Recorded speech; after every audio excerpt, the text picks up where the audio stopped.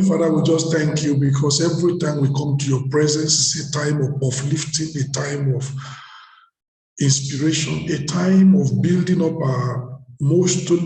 ourselves in our most holy faith as we pray in the Holy Ghost. We pray that tonight again, empower us to prevail over the enemy and his agenda in Jesus' name. Amen. Give your people complete and total victory over every intimidation, manipulation, mesmerizing of the enemy in Jesus' name. Amen. Thank you, Lord, because we know you've answered.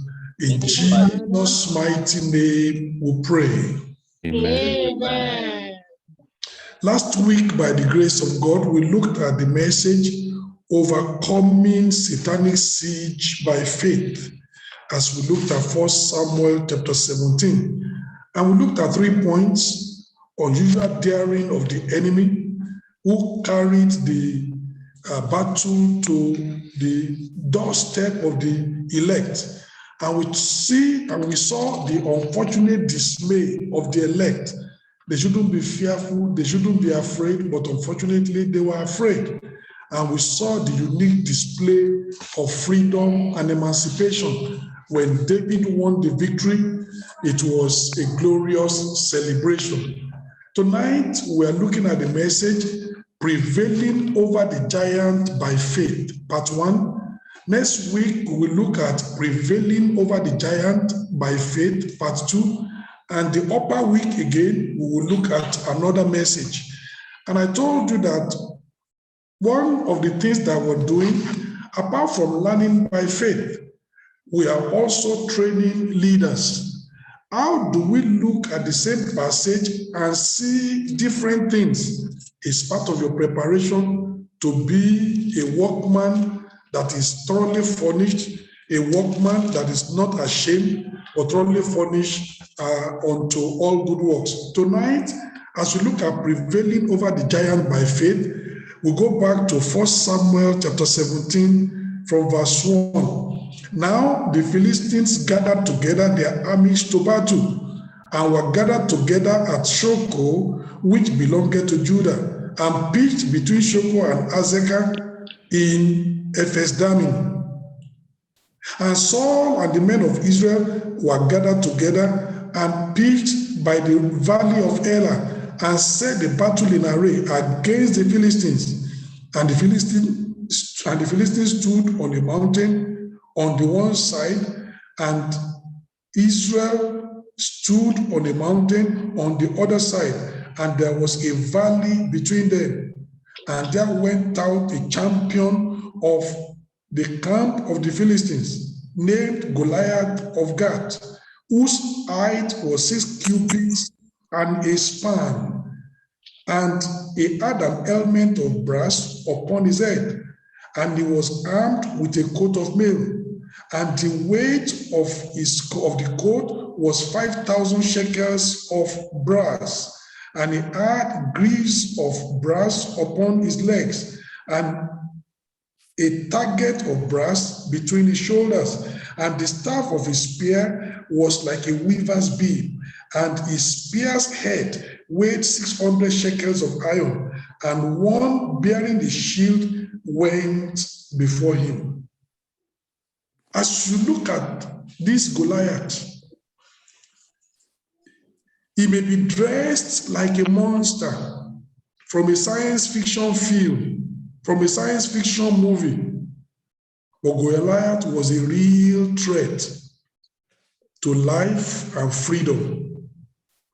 Losing the battle to Goliath is to forfeit our freedom, because look at verse 8.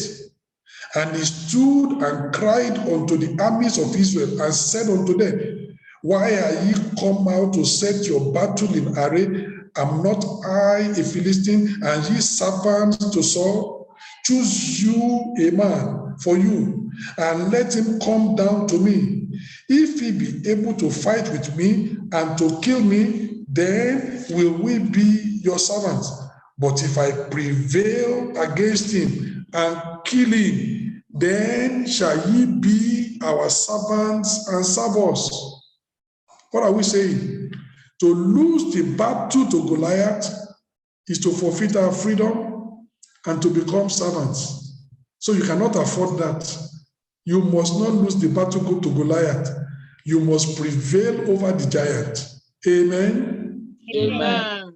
And I pray that by the grace of God, look at in verse 50. 1 Samuel chapter 17, verse 50. This man has said, if I kill him, you'll be our servants.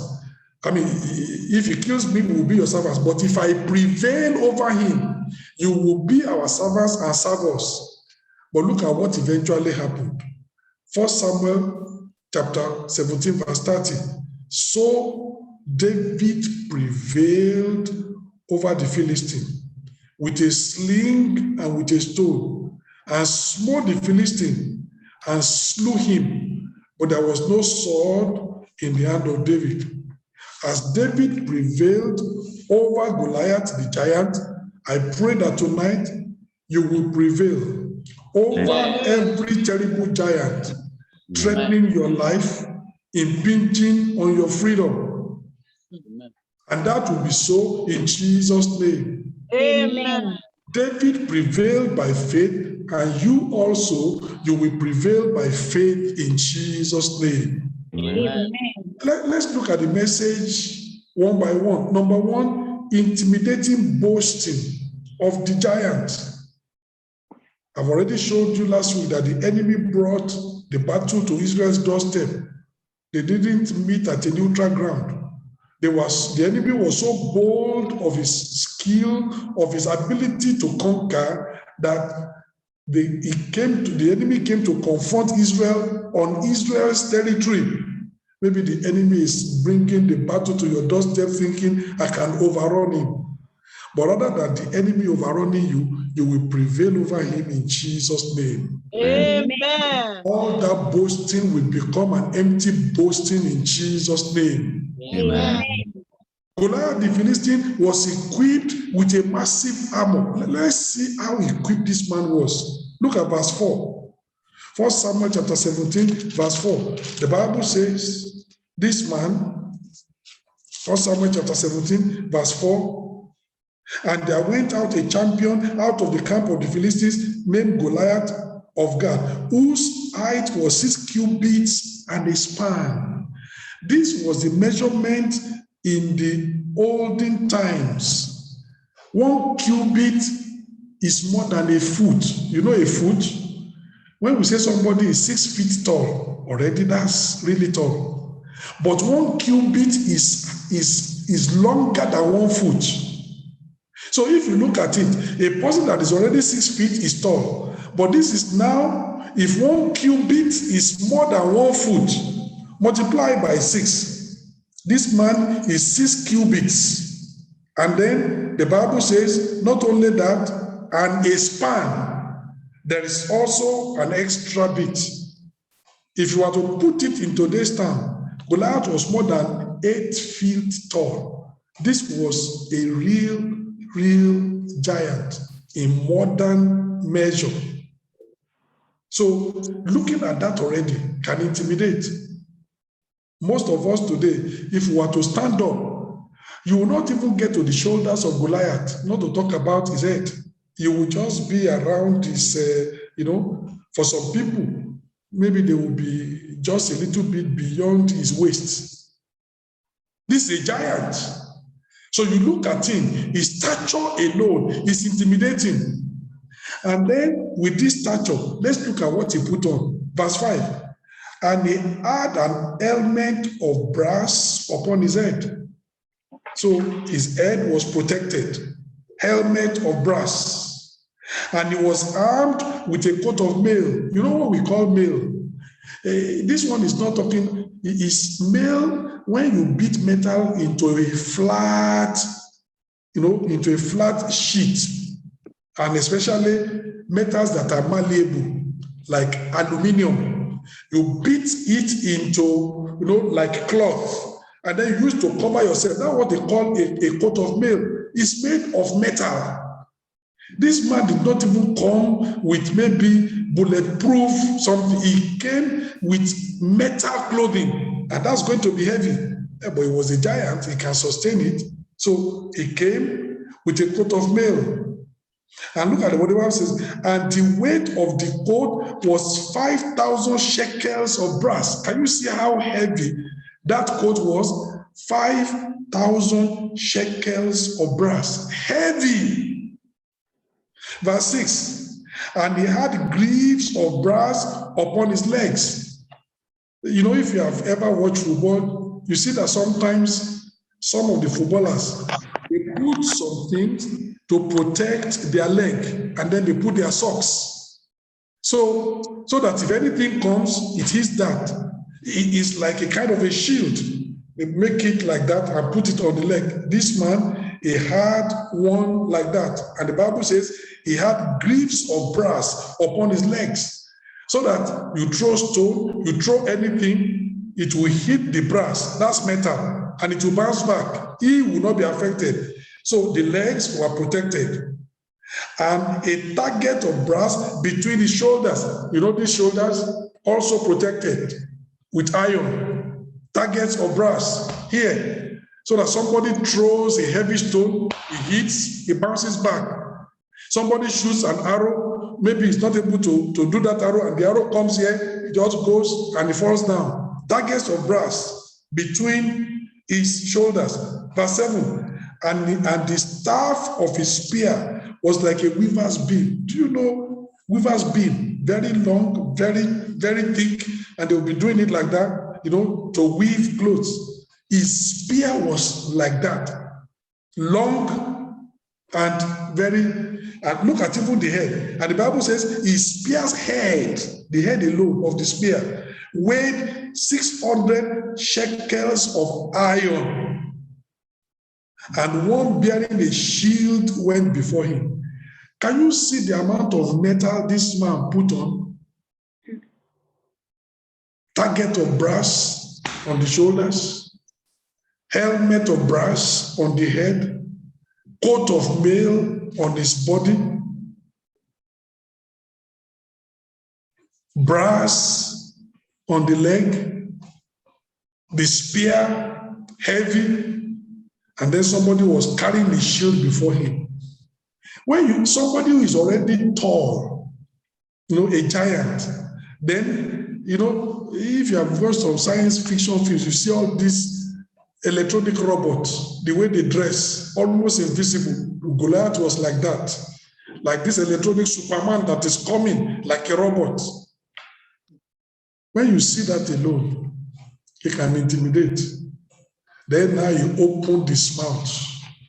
People are already looking at him. His height, intimidating. His dressing, intimidating. Now his speech, intimidating.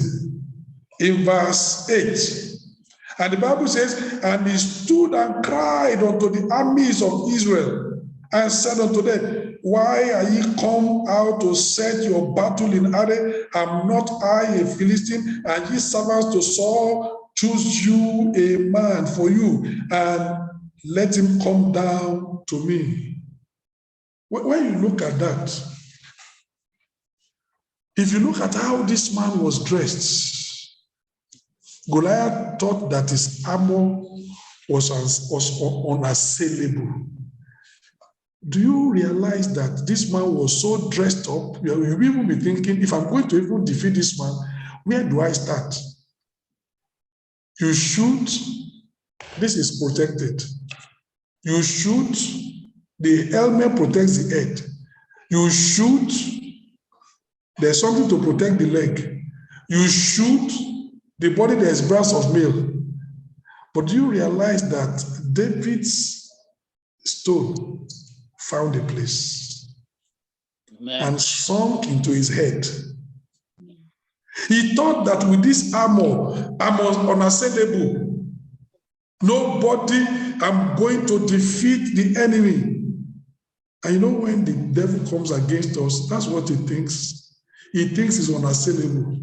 He looks at, that's why when a herbalist comes against somebody, he looks at him and says, I have this in my hand.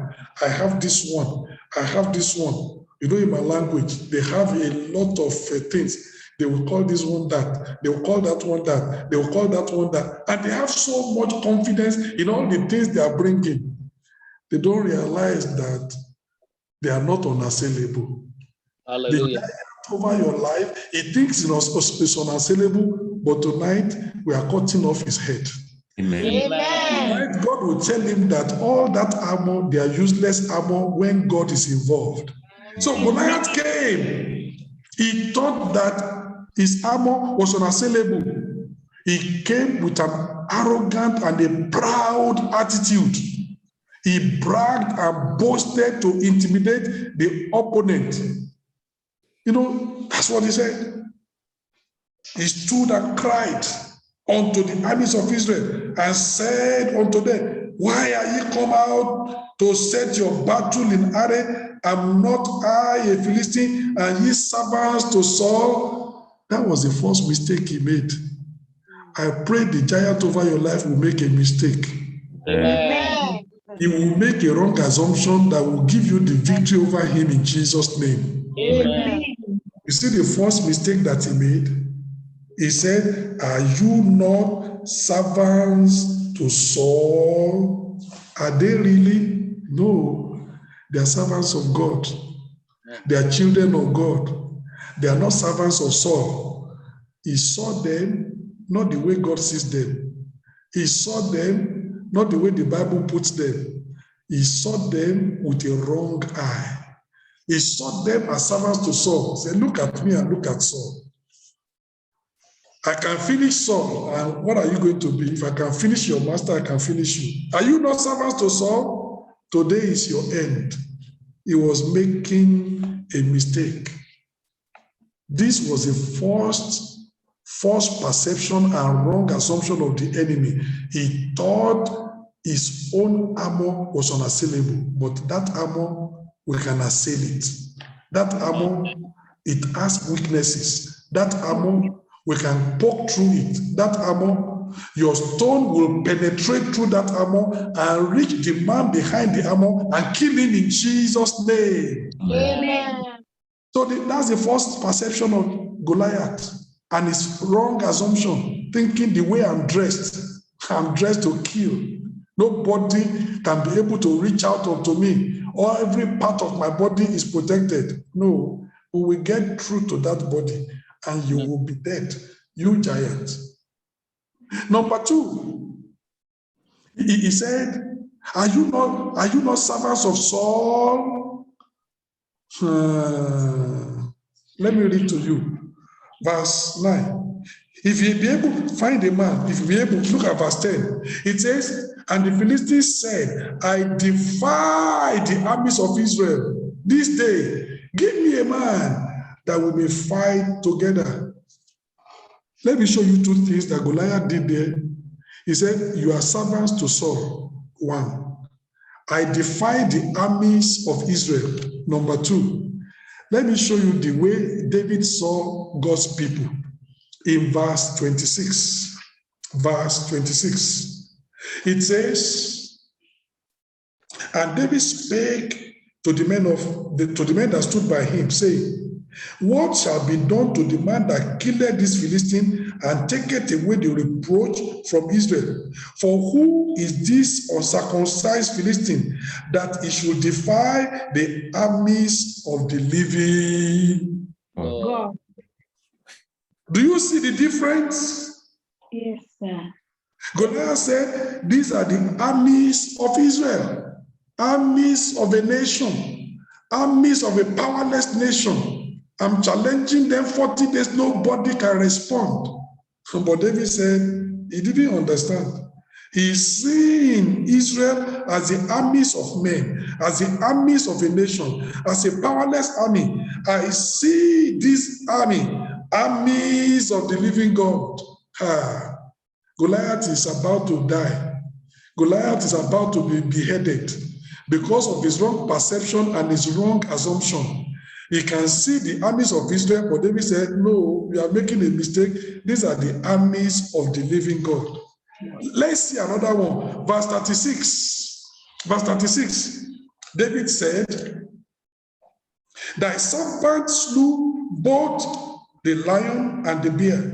And this uncircumcised Philistine shall be as one of them, seeing he had defied the armies of the living God. David is not seeing armies of man, armies of a nation, armies of Israel. David is seeing armies of the living God. Verse 45. Verse 45. Then said David to the Philistine, thou comest to me with a sword, and with a shield, and with a spear. But I come, and with a shield, but I come to thee in the name of the Lord of hosts, the God of the armies of Israel, whom thou hast defied. David said, you know what he said? I defy the armies of Israel. David said, you don't understand. You are defying the armies of the living God. And when you defy the armies of the living God, really, you are defying God. You are saying your army is powerless, cannot do anything, and that God will rise. David said he has defied the armies of, he has defied the God of the armies of Israel. That's the one that he has defied. And David said, today, I will kill you. You are defying God. You are defying the armies of the living God.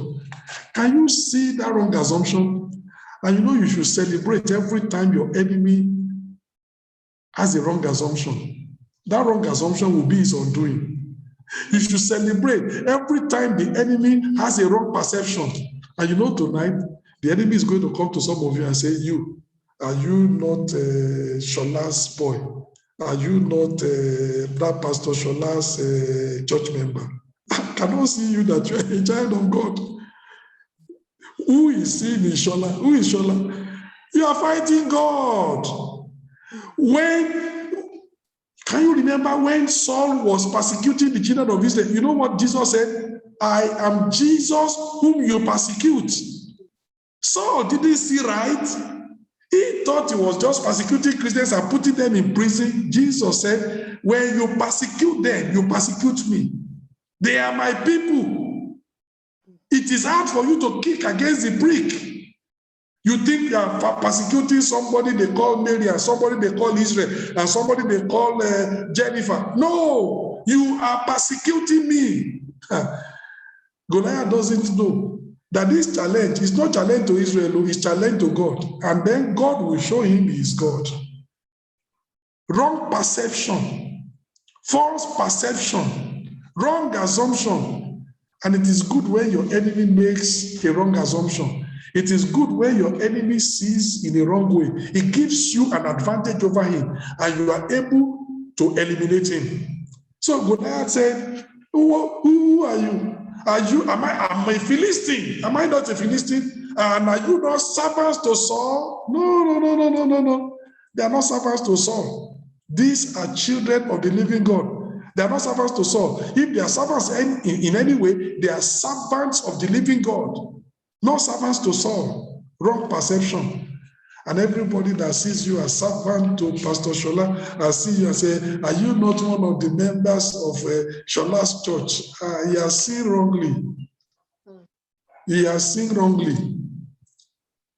His failure and his defeat is just around the corner.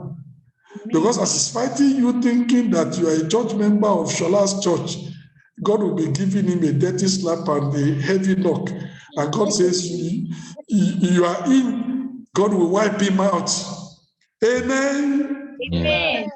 That's what we are seeing over here. He saw the armies of Israel as servants of Saul and not as the armies of the living God. But David said, your perception is wrong. It's false. Your assumption is wrong. That was the second false perception and wrong assumption of Goliath. What was the first assumption and false perception? The first false perception, he thought his armor was unassailable. Wrong assumption. He thought that nobody can reach me. My leg is protected. My shoulders are protected. My head is protected. My body is protected. Coat of mail. Even somebody is carrying a shield over me. I have overprotection. No, that armor is assailable. That armor we can puncture through it and get to you and kill you. And the stone of David, God threw that armor. The man carrying the shield could not stop that stone. All the armor that Goliath put on could not stop that stone. That stone found a way. You know what I'm saying tonight? The enemy is coming against you thinking is unassailable. But your prayer will find a way. Amen. The arrows of deliverance that you are shooting will find a way. Amen. The stones of grace that you are firing against Goliath will find a way. Amen. The enemy will be assailed and he will be slain in Jesus' name. Amen. Then the second, false perception and wrong assumption of the enemy was that he couldn't see your true identity. He said, you are a servant to Saul. False perception. You are part of the armies of Israel. Wrong assumption. The person you are seeing is a child of the living God. The person you are seeing is part of the armies of the living God. False perception, wrong assumption. Goliath is on the way to die. The moment your enemy makes a wrong assumption and a false perception, is on the way to be killed, because that gives you an advantage over him. So you are firing arrows of deliverance. He can't see it because he says, what are you trying to do? While he's still asking David, am I a dog? What are you trying to do? He's already on the floor. David has already fired the arrow because he has thought that, he cannot be assailed. He cannot be assailed. You know what thieves normally say? Robbers say that the easiest house to burgle is the house next to the police station, that they are always careless. You understand? Robbers, they say that the easiest house for you to burgle is the house next to the police station. Because they are next to the police station, they are careless. Thinking if the thief comes, the police will, and before they know it, they've already ransacked them. That's the robbers. They think they are unassailable because my house is next to the police station and there are a lot of police. If these people come, police will defend me. Before the police arrive, your house has been burgled, you have been raided, and everything is gone. It makes them to be careless. They don't pay attention to their security. When a person thinks it's unassailable, he's very careless. He just thinks, well, no matter what happens, I'm safe. And he doesn't know that that's the beginning of his downfall. That's the beginning of his being slain. That's the beginning of him losing his head. Goliath made those two wrong assumptions. Thought his armor was unassailable and it's assailable. Looked at Israel and he saw a wrong identity. You are the servants of Saul. No, Goliath, we are the servants of the living God. You are part of the armies of Israel. No, we are part of the armies of the living God. Your false perception and wrong assumption is going to bring you down. And that's what will happen to the enemy. So when your enemy makes mistakes, you should celebrate. When your enemy sees you in a false way, you should celebrate. When your enemy is making a wrong assumption, it gives you advantage and victory over him. It's on the way to going. And I pray that the enemy will make that kind of mistake in Jesus' name. Amen. That was why he was boasting. And he said, I'm not a Philistine, are you servants to Saul? Choose a man. There is no need to fight army to army. I changed the rules. We're going to fight one man. And if we fight like that, we determine the victory through one man fighting one man, one representative fighting one representative. If he kills me, we surrender, we become your servants. If I kill him, you must surrender, you must become our servant. He changed the rule unilaterally. Boasting, thinking Israel has nobody that can confront me. He was so sure that whoever Israel chose, whether Saul the king himself or any other person, Israel is going to become our servant because I will kill him. Do you know why boasting comes? Boasting comes when you have a false perception of yourself. boasting comes. Boasting comes when you have a deceptive viewpoint of the opponent. That's why boasting comes. When your operation is based on wrong assumptions, you will be boasting. You know, you find somebody that comes and says, he doesn't know the people that are around. Maybe because they have dressed very simply and they just maintain a humble attitude. Say, you know, my father is the richest in the whole of this village. And he doesn't understand. By the time other people come to reveal their wealth, he just feels ashamed. You know why? Because he thinks he has a false perception of himself. He doesn't know what other people have, and yet he's boasting that he's the best in the village. He is the richest in the village. Boasting will come when you have a false perception of yourself, when you have a deceptive viewpoint of the opposition. You don't know what the opposite person has. You don't know who the opposite person is. And then you'll be talking and talking and talking, and by the time you know who the other person is, you just feel ashamed. You know, it happens like that many times. It happens like that many times. You find somebody who has gone to Nigeria, and then he'll be saying, I've been in Europe for quite a long time. He's talking to people.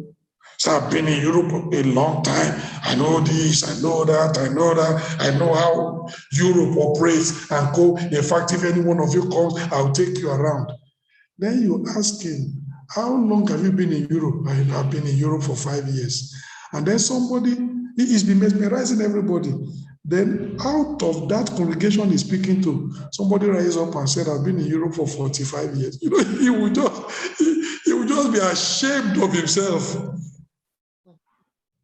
You don't know the people you are speaking to. Because you have been in Europe for 5 years and now you are going to bamboozle everybody in Africa as if to say that you are the king running Europe. And yet somebody is sitting among the people you are talking to. He's been in Europe for 45 years and you don't even know. You know, by the time you rise up and say, Mr. Man, can you sit down? I've been in Europe for 45 years and you just feel ashamed. That's what happens. When you have, you know, a deceptive viewpoint of the opposition, you'll be boasting. When you have a false perception of yourself, you will be boasting.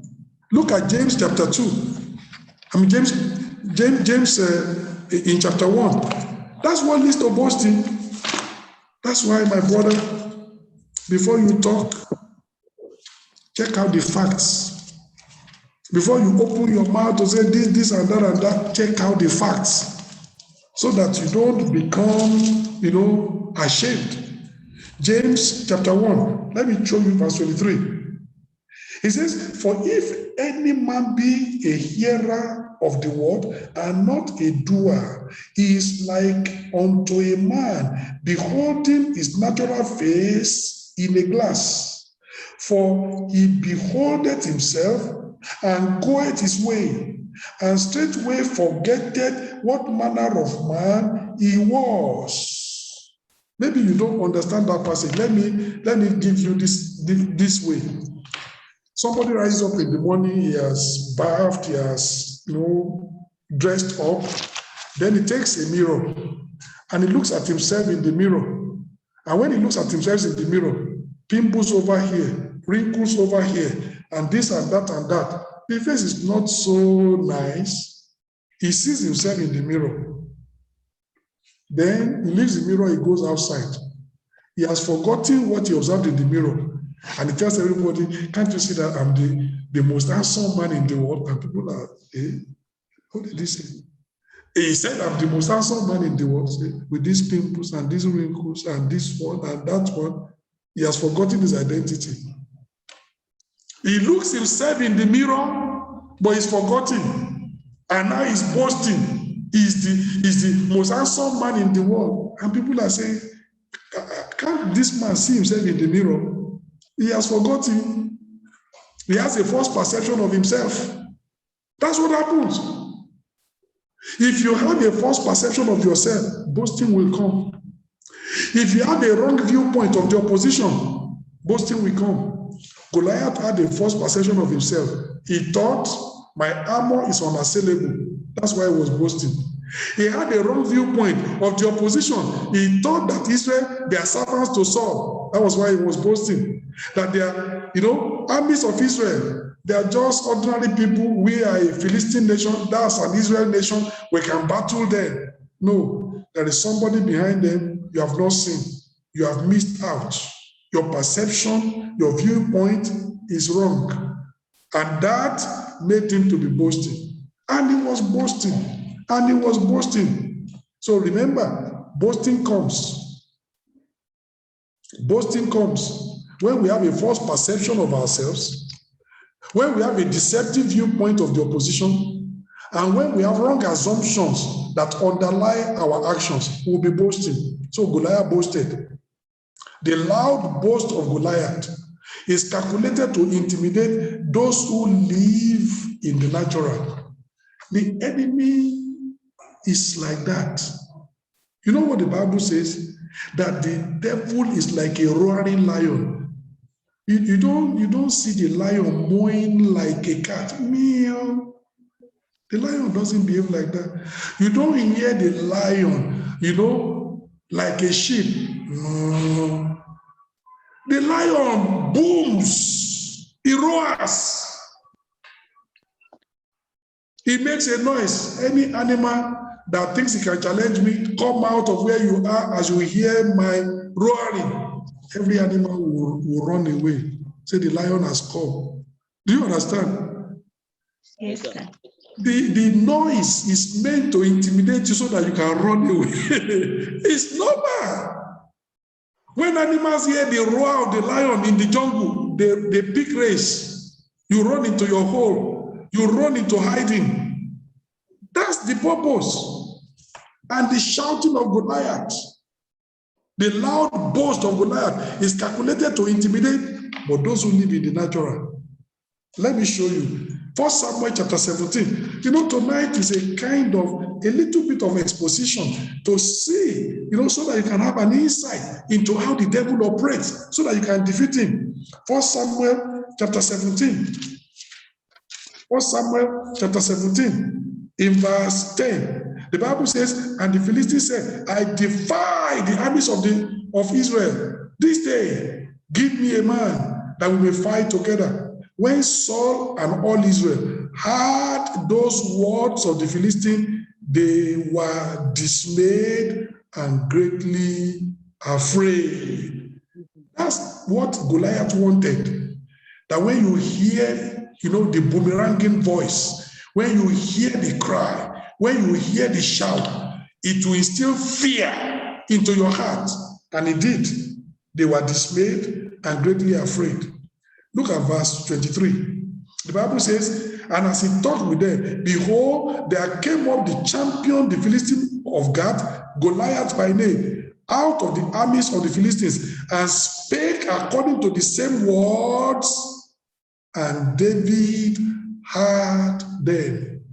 The words that Israel had, the same words David had. Look at what the Bible says in verse 23. He spake according to the same words. Same thing. Then you are asking me the question, why the difference?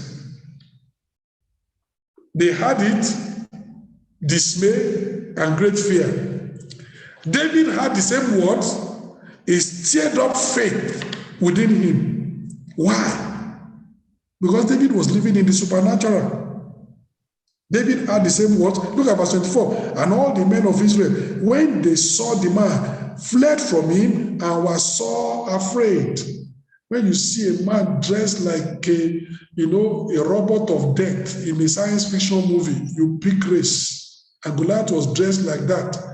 A robot coming and saying, today I'll just squeeze you with my hand, you are dead, you run away. And then you hear the voice booming again, you run away. They were so afraid, they were dismayed.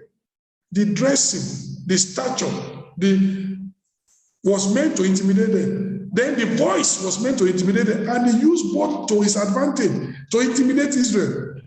David saw him, David had him, but David was not intimidated.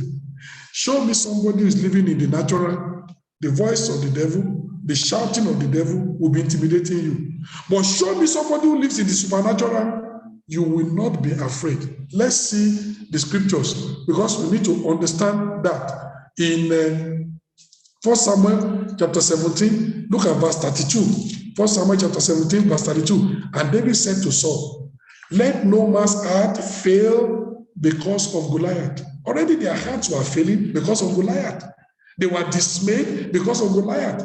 They were so afraid because of Goliath. They were greatly afraid because of Goliath. But David said, let no man's heart fail because of it. Thy servant will go and fight with this Philistine.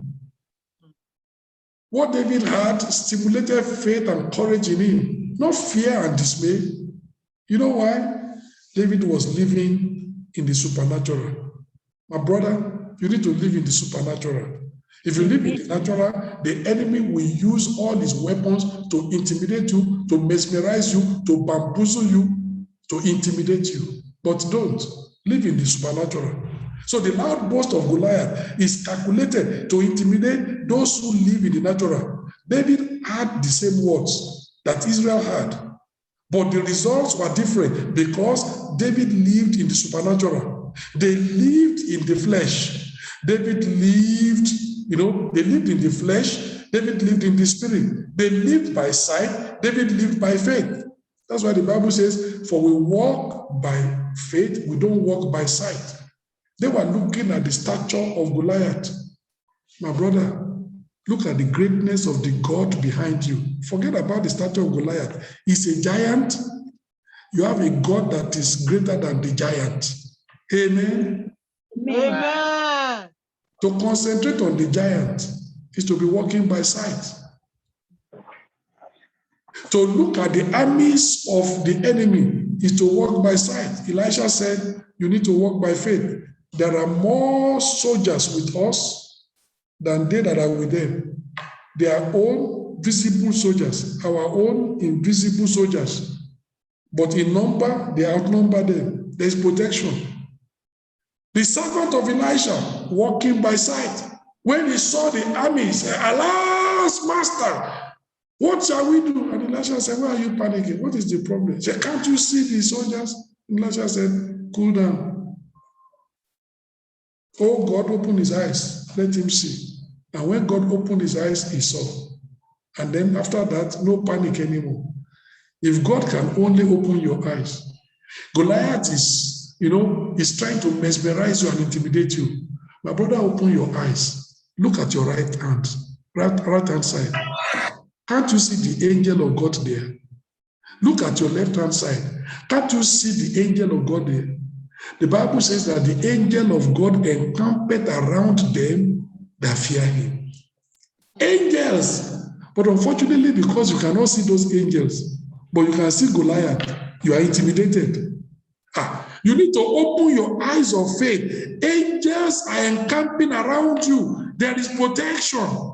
Goliath should not be intimidating you. The angels of the Lord, the angel of the Lord encampeth round about them that fear him. He's invisible. Goliath is visible. But the angel can slay Goliath. One angel killed 185,000 soldiers in one go. That's the power of an angel. And then God gives angels charge over you. You are afraid of the visible Goliath. Can't you see that your fear is misplaced? Can't you see that you shouldn't be fearful and dismayed? That's what we're talking about tonight. Live in the supernatural. Don't live in the natural. And I pray the Lord himself will help you in Jesus' name. Amen.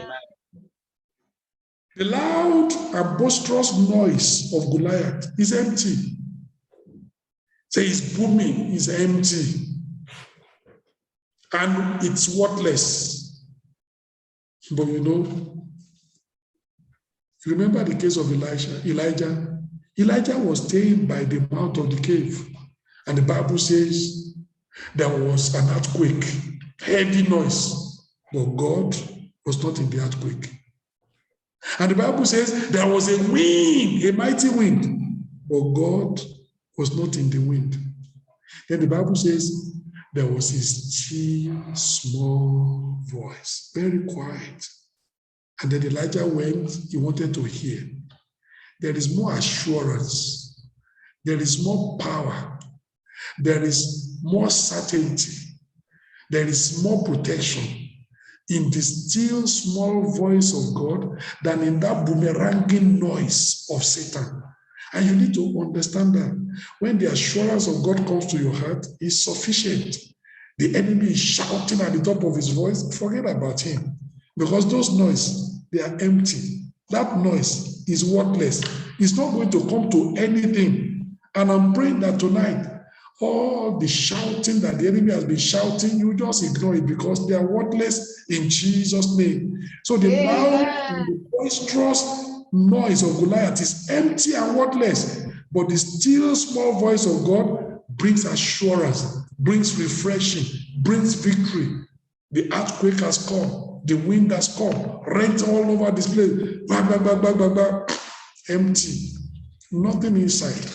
But when the still small voice comes, there's assurance, there's refreshing, there is victory, there is dominion, there is empowerment, there is victory for you. In Jesus' name. Amen. Fear and dismay, they come as we hear and dwell upon the intimidating, fear-instilling noise of men. My brother, that's what happens. Fear and dismay. It will come as you dwell upon the intimidating, fear-instilling noise of men. And I'm still saying it. There are so many believers today, fear and dismay. Somebody sent me something on the WhatsApp, said that, in fact, this COVID-19 is going to kill everybody. I am alive, my brother, and I will be here. I'm still serving God. I'm going nowhere. I don't know about you. Your heart is almost breaking.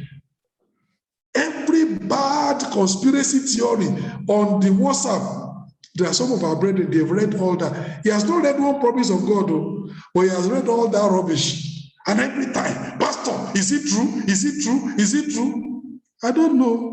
Maybe for you. For me, I'm concentrating on the word of God. I shall not die. I shall live to declare the glory of God. If you are reading conspiracy theories that say in the next 6 months you will die and you believe it, hey, it will be to you according to your faith.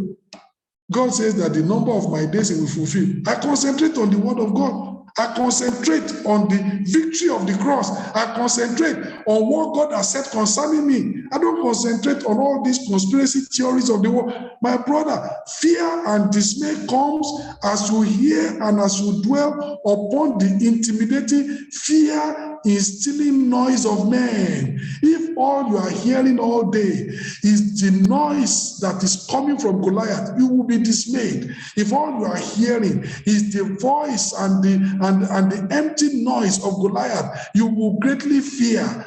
Fear will take over your heart because Goliath is pumping, his words are meant to instill fear, and he's pumping it into your heart every time. I'm asking you, what are you hearing? You know what the Bible says? Faith comes by hearing. Hearing what? The word of God. Hearing the word of God. That's what David was hearing, the word of God.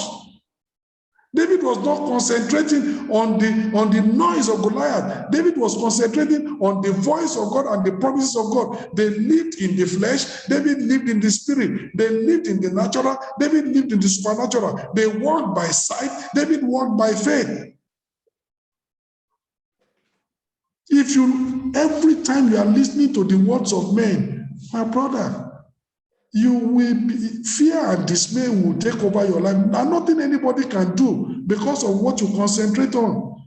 But if you concentrate on the word of God, if faith and confidence comes as you hear and as you dwell upon the upbuilding, faith-inspiring voice of God, the word of God is meant to inspire faith. The words of men are meant to instill and instill fear in our heart. Dwell upon the promises, dwell upon the word of God, hear the voice of the Almighty, let it stimulate faith within your heart. When the enemy is telling you, you are going to die, you are going to die. If you concentrate on that, fear will take over your heart. But when you believe the word of God that you shall not die, but you will live, to declare the glory of God, to declare the word of God, you will live. The enemy says, this, I give you 1 year, you will be gone. I'm telling you, if Jesus tarries next 20 years, if you believe God, you will be here. Fear. I remember many years ago, there was a brother. I looked at him. This brother was very, very sad. This brother was very, very, you can see somebody, depression has taken over his life. And I said, but what is wrong with you? What exactly is the problem? He said, Pastor, let me tell you the story. My father died at 39. My grandfather died when he was 39. My great uncle died when he was 39. It's like this cause is always following our family. And Pastor, you know what? I am 38. So he was already expecting his own death also. His father died at 39. His grandfather died at 39. His great uncle died at 39. And now he's 38. So what is the conclusion? He is next now. And he went into depression. Fear took over his life. And I had to tell him that you are a believer. This is the word of God. Who speaketh and it cometh to pass when the Almighty has not sanctioned it. I just prayed for him and told him to forget about it. He's still alive. Why are you going to believe all the noise of the enemy and allow it to instill fear in your life? I pray that tonight, all that listening to the empty noise of Goliath, all that listening to the boomeranging of the enemy that is creating fear and dismay in your life, it comes to an end tonight in Jesus' name. You are going to listen to the word of God. You are going to hear the word of faith. You are going to dwell on the word of God that will instill faith and confidence in you, that will make you to move on until you reach your destiny. God has a plan for your life, and the enemy cannot cut that plan short. Listen to the word of God. Amen. The devil said he was going to kill Jesus, and Jesus said, no, go and tell Herod, I can't die now. I do cures today and tomorrow, and in the third day I will be perfected. It is not possible for a prophet to perish out of Jerusalem. I have an assignment. You can't kill me. He was so confident. Some people have been running from pillar to post. Look at what Herod said, though. I don't know whether I am safe. I know I am safe, because I know who is by my side. Though I walk through the valley of the shadow of death, what does the Bible say? I will not fear evil. I will fear no evil. Why? For thou art with me. Thy rod and thy staff, they comfort me. God is with you. Why are you fearful? Say it's because of Goliath. Who is Goliath? And God is asking, who is Goliath? Hey, this man. And God said, I cannot see anybody. Look, everybody can see him. Because that's what you concentrate on. You can see Goliath, but you cannot see God. You can see Goliath, but you cannot see an angel that is 3 times the height of Goliath that God has used to encamp around you to defend you. And now you are afraid because you can't, the invisible angel by your side, you can't see him because you live in the natural. You are seeing Goliath, but you cannot see the invisible angel that God has put beside you. If you live in the supernatural, you will see that angel. You will not be afraid of Goliath. That was what happened to Elisha. Elisha was not living in the natural. So when the armies of Syria surrounded him, he could see in the supernatural the invisible army surrounding him, and he was not afraid. The servant was afraid because he lived in the natural.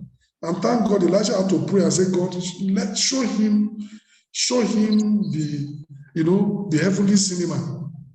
And God showed him the heavenly cinema. God opened his eyes, removed the veil, and all of a sudden, he saw an invisible host. Wow!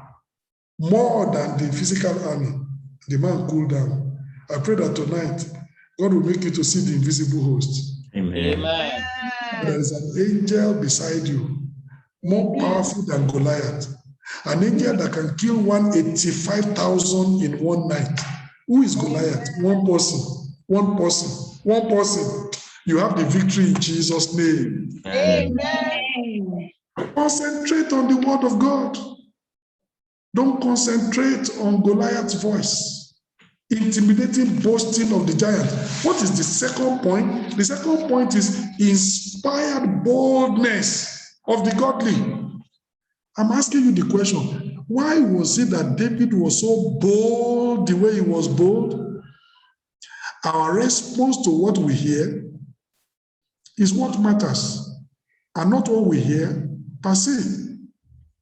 What you hear doesn't matter. What is your response to it? Israel had the noise of Goliath. You know what it did? It caused fear and dismay inside them. David had the voice of Goliath. It irritated him. Who is this Philistine? They will be abusing God. Who is this Philistine? That will be defying the armies of the living God. Who does he call himself to be? It stirred up anger. It stirred up irritation. It stirred up, and David said, I will rise up and show him that he's a man, that what he's doing is not right. He's defying God. He's defying the armies of the living God. I will show him that he has crossed his boundary. That was what it generated within Goliath, within David. In the other people, they had the voice of Goliath. It intimidated them. It mesmerized them. It bamboozled them. It made them to be dismayed. It made them to be afraid. David had the same word. It stirred him to action. It made him to be courageous. He wanted to defend the glory of God. He wanted to defend the honor of God. What you are hearing, what is it producing within you? It's not what you hear. It's your response to what you hear. That's what matters.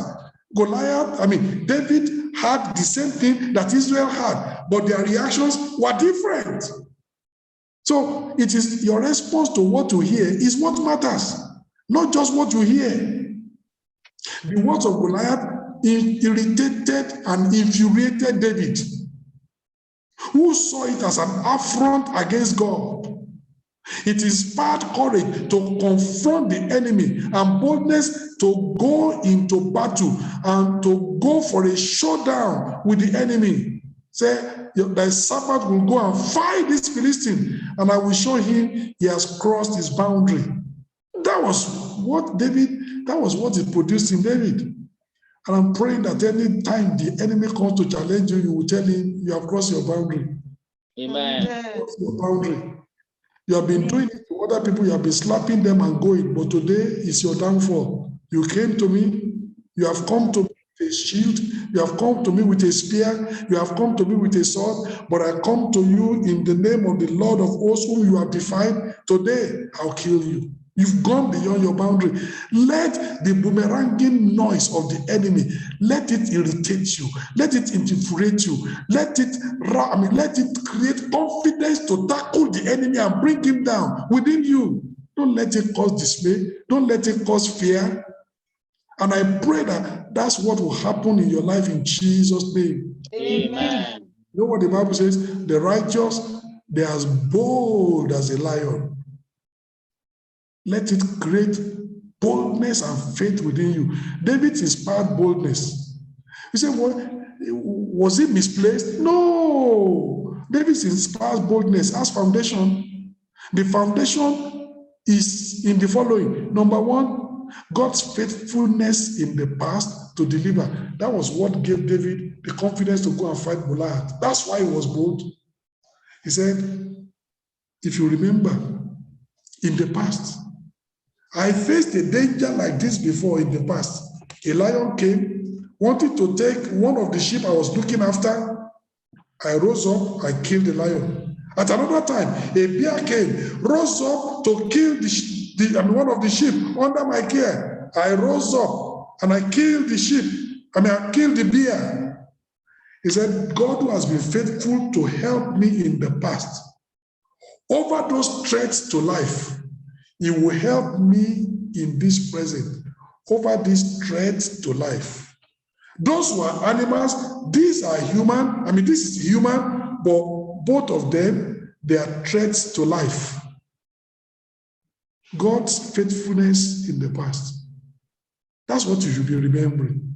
That's what should be coming to your heart to make you to be bold. Number two, the necessity of defending God's name that is being defied. David was jealous. Just like Elijah said, oh God, I've been jealous for the glory of God. I've been jealous for the name of the Lord of hosts, because the children of Israel, they put your name in the dust. And I said, no, you cannot put God's name in the dust.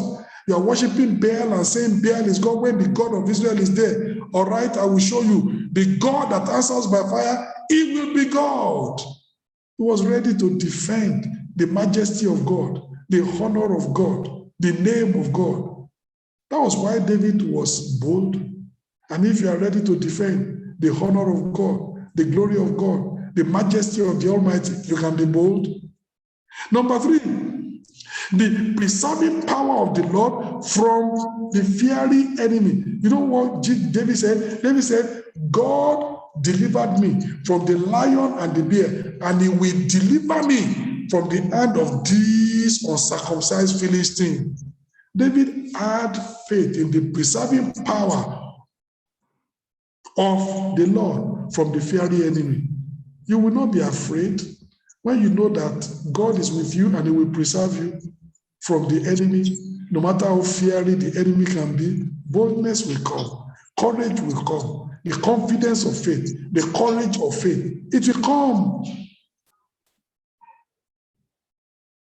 Number four, faith in the potency of God's name to confer victory. David said, you are coming to me with a sword, with a shield, with a spear, but I come to you in the name of the Lord of hosts, or the name of the God of the armies of Israel that you have defied. David knew that the name of the Lord can confer victory, that name is powerful.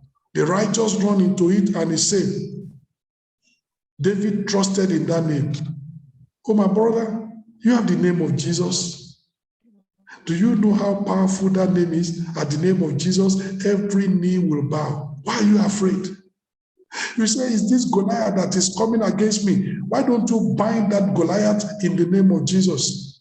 You say, I don't know, is this Ishbosheth, this terrible giant that is coming like that? Why don't you slay that Ishbosheth in the name of Jesus? The name of Jesus. You come against me with a shield, with a spear, with a sword. I come against you in the name of the Lord of hosts, whom you are defied. Today, I'm having victory over you because of that name. Faith in the potency of God's name to confer victory. My brother, faith in the name of Jesus. When you cast out demons in the name of Jesus, they will go out. When you bind the enemy in the name of Jesus, they will be bound. When you tell the storm, peace be still in the name of Jesus, that peace must be still. When you tell Goliath, fall down and die in the name of Jesus, Goliath must fall down and die. When you shoot your arrows of deliverance in the name of the Lord, that arrow of deliverance must deliver. It must do the job. Amen. Amen. Amen. That was why David was bold. And tonight, you can be inspired. Amen. The confidence of faith can come into your life. You can be bold against the enemy. You can be courageous against the enemy. Look at Psalm 20, verses 1 and 2. See what David said. And this should be, you remember this year, I've read this psalm, I've used it to pray over your life very many times. Psalm 20, verse 1. See what he says. Psalm 20, verse 1. The Lord hear thee in the day of trouble. Amen. I can't hear you. That's a prayer. I can't hear your amen. It says, the Lord hear you in the day of trouble. Amen.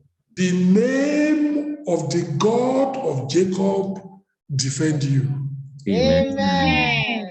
When you come against Goliath the giant, the name of the God of Jacob defend thee.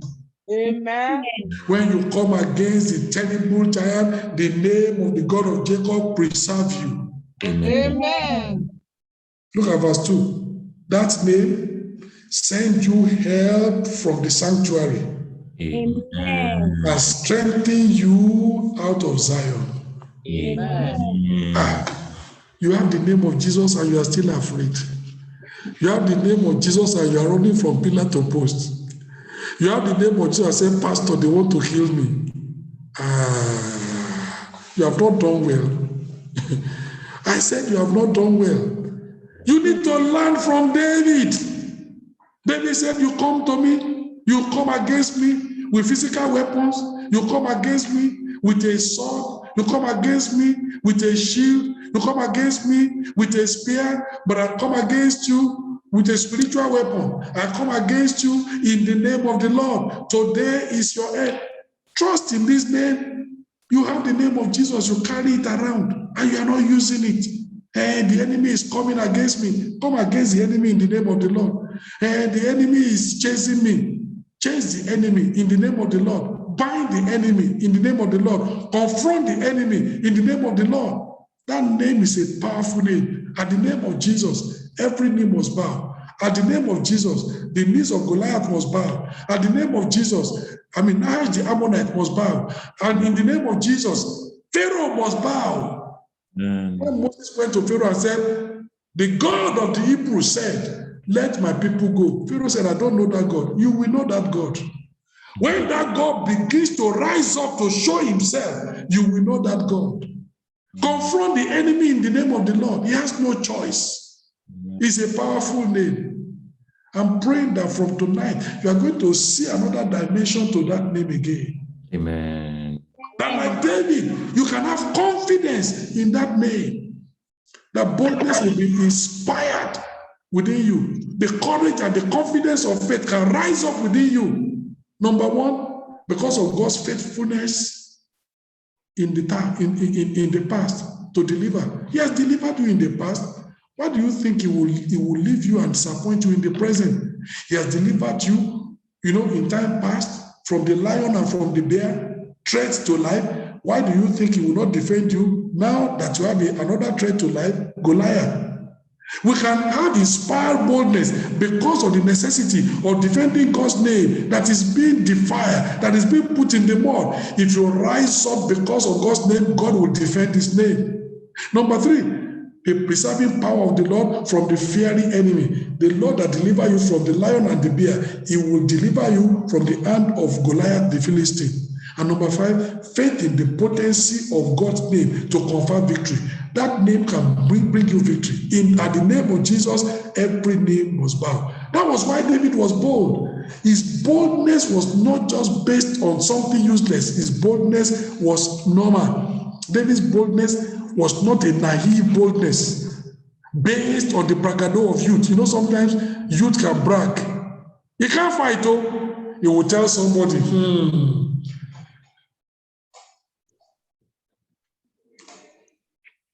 You are trying to cross your boundary. Is it because I'm quiet? He can't fight, though.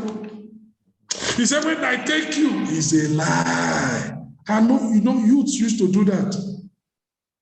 I remember when I was in secondary school, there was a boy that was fat in our class at that time. And I was very tiny and small. And that boy has every time mesmerized me.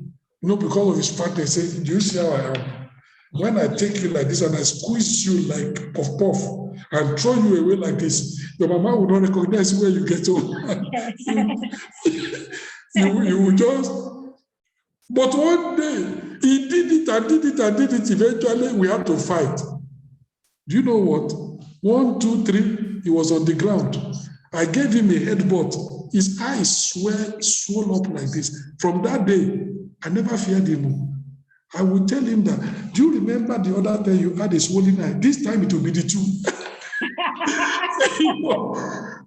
From that day, I'm telling you physically, it happened to me. From that day, the terror over my life was gone. He said, hey, so you are just fat like this, you are just big like this, you are big for nothing. And from that day also, he was afraid of me. That this tiny boy, I was free. The devil is like that, big for nothing. But we use that to terrify you. But if you can summon the courage of faith and you face him, you will see that it's just an empty brag. It's just a bragado, nothing inside. It's just empty boasting, nothing inside. It's just empty bragging, nothing inside. God will empower you to win the victory over the enemy in Jesus' name. But David's boldness was not based on the bragado of youth as Goliath thought.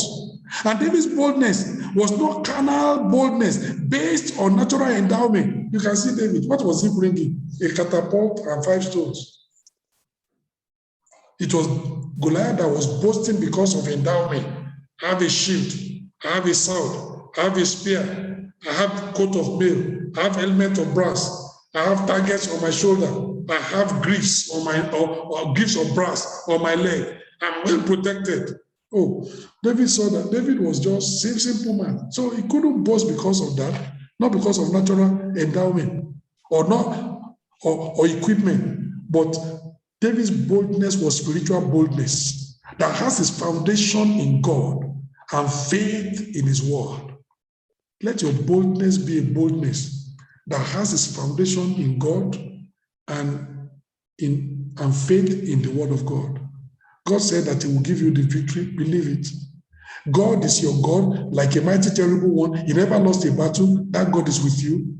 Though you are walking through the valley of the shadow of death, you don't need to fear any evil. God is by your side. He will give you the victory in Jesus' name. Amen. That was why David was bold. Inspired boldness of the godly. And God expects you to be bold. Bold like a lion. Bold to confront the enemy. Bold. And number 3, inevitable beheading of the giant. If you can only confront the enemy in the boldness and the confidence of faith, in the courage of faith, it is the ultimate conclusion that the enemy will be beheaded. Goliath cursed David by his God. And look at that in 1 Samuel chapter 17, verse 42. Let's see what happened. Let's see what happened. And when the Philistine looked about and saw David, he disdained him, for he was but a youth and ruddy and of a fair countenance. And the Philistine said unto David, Am I a dog, that thou comest to me with staffs? He said, Dog, you come to with this kind of stick in your hand, with this kind of catapult and some 5 stones. Am I a dog? Are you chasing a dog away? You will know that he is worse than a dog. Verse 43. And the Philistine said unto David, verse 43. And the Philistine said unto David, Am I a dog, that thou comest to me with staves? And the Philistines cursed David by his gods. Empty curse. Those curses, they will not abide. Say, Pastor, somebody cursed me. He's a Philistine. The Philistine cursed David by his gods. Those curses didn't amount to anything. The curse of the enemy over your life will amount to nothing in Jesus' name. Amen. It will be an empty curse. Amen. In verse 44, and the Philistine said to David, Come to me, and I will give thy flesh, to the fowls of the air, and to the beasts of the field. Then said David to the Philistine, Thou comest to me with a sword, and with a spear, and with a shield, but I come to thee in the name of the Lord of hosts, the God of the armies of Israel, whom thou hast defied. You are coming to me with natural weapons. I'm coming to you with a supernatural weapon. You are coming to me with a sword, with a spear, with a shield, iron. Those are iron weapons. I'm coming to you in the name of the Lord. David won the victory. So Goliath cursed David by his God, an empty and baseless curse at that. However, David came against Goliath in the name of the Lord of hosts, the Lord of lords, the God of gods, and he won the victory. Those who trust in lifeless gods are always disappointed. You know why? The Bible says those gods, they have ears, they can't hear. They have mouth, they cannot speak. They have nose, they can't smell. They have eyes, they cannot see. Hands have they cannot handle. Legs have they cannot walk. They that worship them, they are like unto them. Are you going to worship? How are you going to be worshiping idols of gold and silver, idols of wood? No. Those people will always be confounded. They will always be disappointed.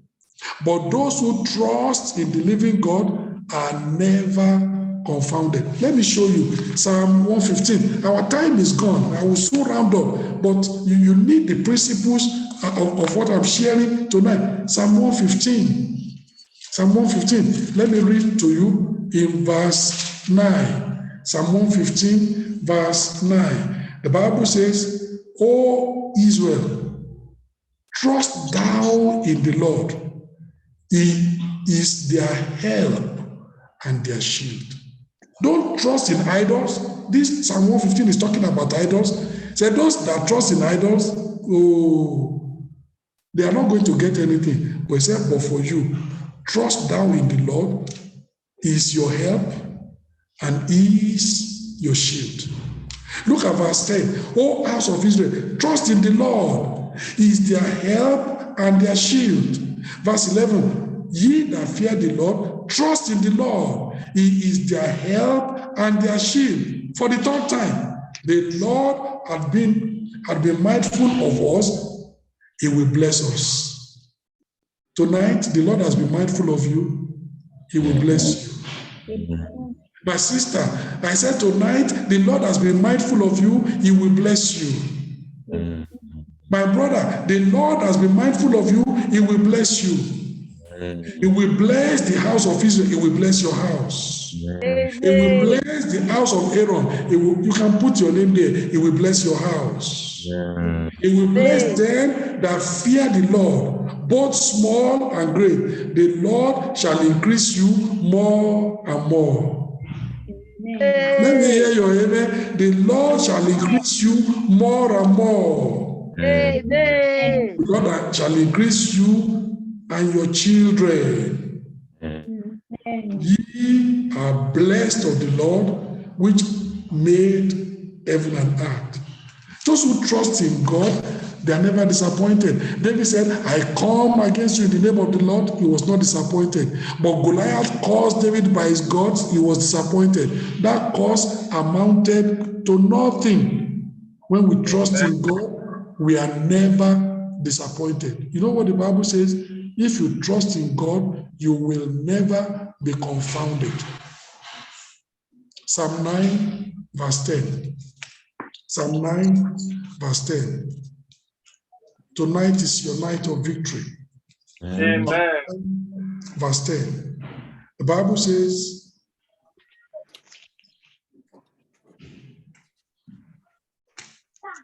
Psalm 9, verse 10.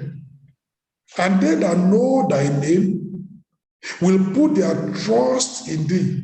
For thou, Lord, hast not forsaken them that seek thee. The Lord will not forsake you in Jesus' name. And you will never be confounded in the name of Jesus. You know what? We have come to the time. It is time to decapitate the terrible giant. It is time to eliminate Jabin, the king of Hazor. It's time, these giants, Sennacherib, the king of Assyria, it's time to just cut his head off. The two masterminds of satanic strategies and to destroy their headquarters. If you read in the scriptures, that's what happens. And it's time to behead Goliath. 1 Samuel chapter 17. And tonight, every Goliath threatening your life, every Goliath that will not desist, every Goliath that says, I will see your end, every Goliath that says, I'm going to put you into captivity, this is how they are going to end. In 1 Samuel chapter 17, let me read to you from verse 1 Samuel chapter 17 from verse 47. 1 Samuel 17 from verse 47. And all this assembly shall know that the Lord saveth not with sword and spear, for the battle is the Lord's. That's the thing. Are you not servants to Saul? No, we are servants to God. You are coming to fight servants of Saul? No, you are coming to fight God. The battle is the Lord's, and He will give you into our hands. And it came to pass when the Philistine arose and came and drew nigh to meet David, that David hasted and ran toward the army to meet the Philistine. And David put his hand in his back and took thence a stone and slang it and smote the Philistine in his forehead. And the stone sunk into his forehead, and he fell upon his face to the earth. So David prevailed over the Philistine. Tonight, you are prevailing over your Goliath. Amen. I said you are prevailing over your Goliath. So David prevailed over the Philistine with a sling and with a stone, and smote the Philistine and slew him. And there was no sword in the hand of David. Therefore, David ran and stood upon the Philistine and took his sword and drew it out of the sheath thereof and slew him and cut off his head therewith. And when the Philistines saw their champion was dead, what happened? They fled. My brother, inevitable beheading of the giant. The time has come for you to decapitate your Goliath. The time has come for you to take the sword and cut off his head. The time has come for you to silence Goliath forever. The time has come for you to say, Goliath, you have been booming, you have been bragging, you have been boasting. Your boasting is coming to an end tonight. When I kill you and cut off your head, no more bragging, no more boasting. That mouth cannot speak anymore. That brain cannot plan any strategies anymore. Goliath is silenced and silenced forever in Jesus' name. And tonight, as David will prevail over the giant, you are prevailing over the giant. Rise up and let us pray and tell the Lord tonight, oh God, I'm prevailing over the giant. Every giant that has been terrorizing my life, every giant that has been intimidating me, every giant that has been instilling fear into my life, I prevail over the giant. Tonight, my brother, you are prevailing over the giant. My sister, you are prevailing over the giant. In your family, you are prevailing over the giant. In your local church, you are prevailing over the giant. In this church, we are prevailing over the giant. In your personal life, you are prevailing over the giant. Rise up and pray and say, God, tonight is my night. A night of victory. Tonight is my night. A night of prevailing. Tonight is my night. A night of deliverance and dominion. Tonight is my night. A night of freedom and emancipation. Tonight is my night. A night of mighty victory. Tonight is your night. Prevail. Tonight is a night of mighty prevailing. Don't mind the boasting of Goliath. They are empty boasts. They are empty braggings. They are empty braggados. They can't do anything. The still small voice of God is more than that. Voice of assurance, voice of renewal, voice of refreshing, voice of dominion, voice of victory, voice to give you your expected end. That's the voice that you should be hearing. Hear the word of God. Let faith develop in your heart. Tonight is a night for you, my brother, a night for you, my sister. I want you to face your Goliath in the inspired boldness of faith. Inspired boldness of faith. Come against that Goliath. Tell the Goliath, you are coming to me. You are coming against me with a shield, with a sword, with a spear. But I come against you in the name of the Lord. Come against Goliath in the name of Jesus. Come against that terrible giant in your life in the name of the Lord, in the name of Jesus. That giant is coming down. That giant is coming down. That giant is coming down. That giant is coming down. Inevitable beheading of the giant. That giant is coming down. You are going to cut off the head of the giant. That giant will cease to be. That giant will be silenced forever. Goliath is going to be dead tonight in the name of Jesus. And all that harassment, it comes to an end. Because once Goliath is dead, all the little other Philistines, they will run away. They will run away from your life. They will desist. Once the terrible giant has been killed, all the other followers, they will disperse. Tonight is your night, a night of freedom. Remember, you are not fighting this battle alone. David said, the battle is the Lord's. And the battle is the Lord. You are not fighting the battle alone. Fight in the strength of the Lord. Fight in the power of the Lord. Fight in the might of the Lord. Fight with the name of the Lord. Fight in the strength of the Lord. Be strong in the Lord and in the power of his might. Fight in the might of the Lord. Fight with the name of the Lord, the name of Jesus. At that name, every knee will bow.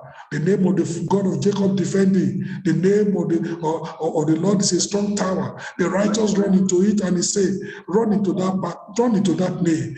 Be empowered by that name. Be emboldened by that name. Be protected by that name. Be preserved by that name. That name is a powerful name. Use it and fight and face the enemy. Don't run away from Goliath. Run after Goliath. Face Goliath. Cut off his head. Inevitable beheading of the giant. Tonight, the giant is losing his head. Tonight, the giant is going into permanent silence. Tonight, the giant is going to be dead. Tonight, the giant will cease to exist. Tonight is the end of that giant, that terrible giant in your life, giant that will come in your sleep, in your sleep, harass you during the day, harass you. The giant that is coming and messing up your family life, that giant tonight is dying. The giant will cease to be. Tonight is your night of victory. Declare it, decree it, declare it, decree it, declare it, decree it. In the name of Jesus, have your victory. In the name of Jesus, rise up in dominion. In the name of Jesus, move on to your victory. In the name of Jesus, move in the way, move in the highway towards your destiny. In the name of Jesus, every strong man like Goliath, pull them down, slay them today. In the name of Jesus, the enemy has made a false perception. The enemy has made a wrong assumption that gives you advantage over him. Kill him. That gives you an advantage over him. Come against him in the name of the Lord. Remember, the battle is not yours, the battle is the Lord's. The battle is not yours, the battle is the Lord's. The battle is not yours, the battle is the Lord's. And tonight, victory. Tonight, victory. Tonight, victory. Tonight, victory. Tonight, victory. Tonight, victory. In the name of Jesus, victory. In the power of the Almighty, victory. In the name of Jesus, victory is yours. Victory is yours. Victory is yours, my brother. Victory is yours, my sister. Victory is yours. The victory of Calvary, it's yours.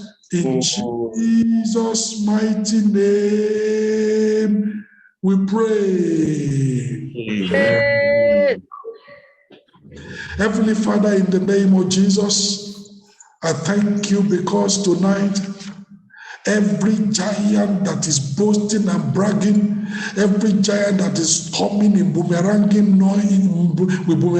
noise and is making bragado, empty noise, worthless noise, trying to intimidate and overpower your people, trying to mesmerize and just mess up the life of your people.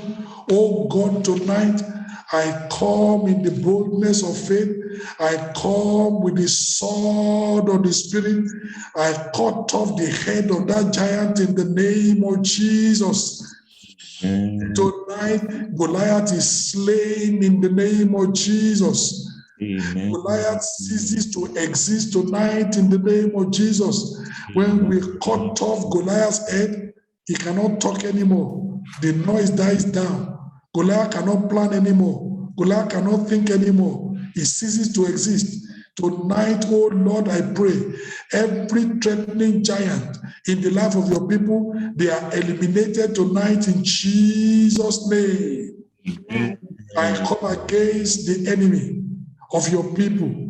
In every life represented on the platform tonight, I come against the enemy in your life in the name of the Lord, in the name of Jesus.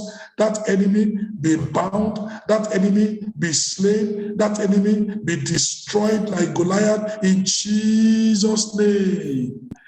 And as the strong man is bound and slain, every little demon, every little agent of the devil that is a supporting agent, they begin to flee like the Philistines fled in Jesus' name. Amen. Yours is the victory in the name of Jesus.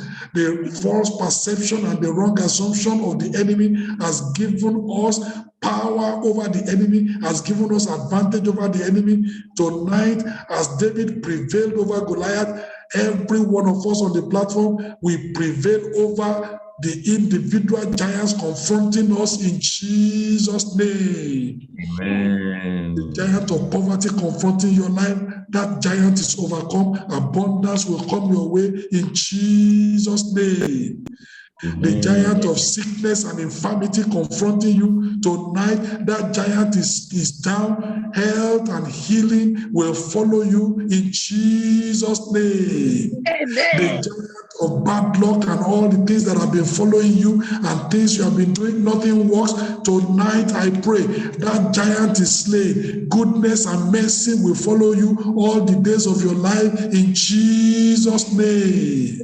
Every kind of giant that has been following God's people, tonight, you cease to exist. Tonight, we slay you and we cut off your head. Tonight is your end in Jesus' name. As you go from this platform, my brother, victory. On the right, victory. My sister, on the left, dominion. In front, emancipation. At the back, freedom. Right across, liberty. Everywhere you go, blessing and progress in Jesus' name. I decree that you have prevailed over the enemy. Go and enjoy your victory and your dominion in Jesus' name. Thank you, Lord, because we know you have answered. In Jesus' mighty name, we pray. Amen.